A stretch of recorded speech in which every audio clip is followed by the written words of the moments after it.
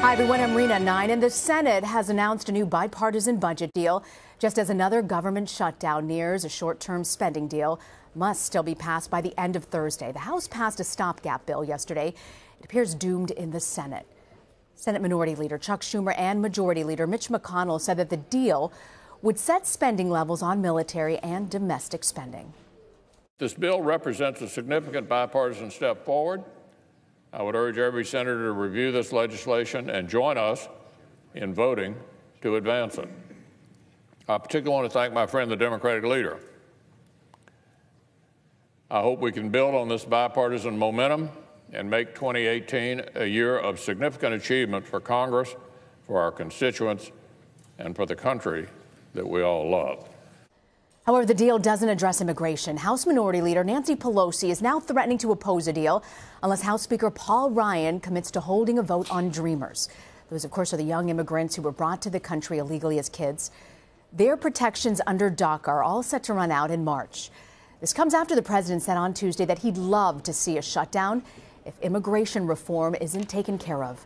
CBS News Chief Congressional Correspondent Nancy Cordes joins us now from Capitol Hill. Nancy, what do we know about this bipartisan measure, and what does it hope to accomplish? We know that it's a product of a lot of hard work by Democrats and Republicans in the Senate with an assist from the White House. And essentially what it does is it lifts these arbitrary caps that were placed several years back on spending through a process known as sequestration. Those across-the-board caps on government funding that Democrats and Republicans alike have chafed at ever since. So it would raise those caps by about $300 billion, Rena, over the next 2 years. And crucially, it would raise those caps across the board. So not just on defense spending, but on non-defense domestic spending as well. Defense spending, a big priority, obviously, for Republicans. Non-defense domestic spending, a big priority for Democrats.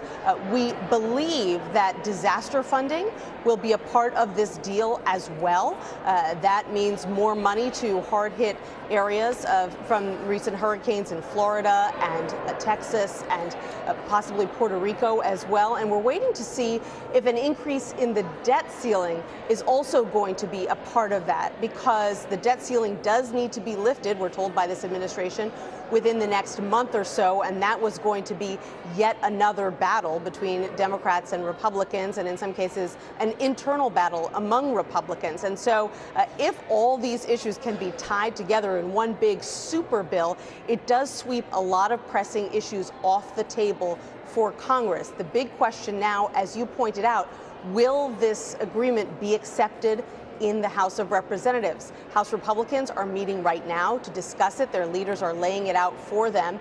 And Nancy Pelosi has said, not that she's against the deal, and that's crucial. She has not said she opposes the deal. She has not called on her Democratic colleagues to vote against it, but she says she can't support it unless she gets some kind of side agreement from the Speaker of the House to do what the Republican leader of the Senate has done, which is to promise a vote soon on a bill to replace DACA, that Obama-era program that is expiring next month, with some kind of legislation that would protect young people who were brought to this country illegally as children. Speaking of Nancy Pelosi, what's going on over at the House floor there? For 3 hours, she's been up there talking. What's going on? Well, you know, she's talking about this issue, immigration. There's a lot of concern among Democrats in the House that the Senate seems to be embracing this notion of bipartisanship.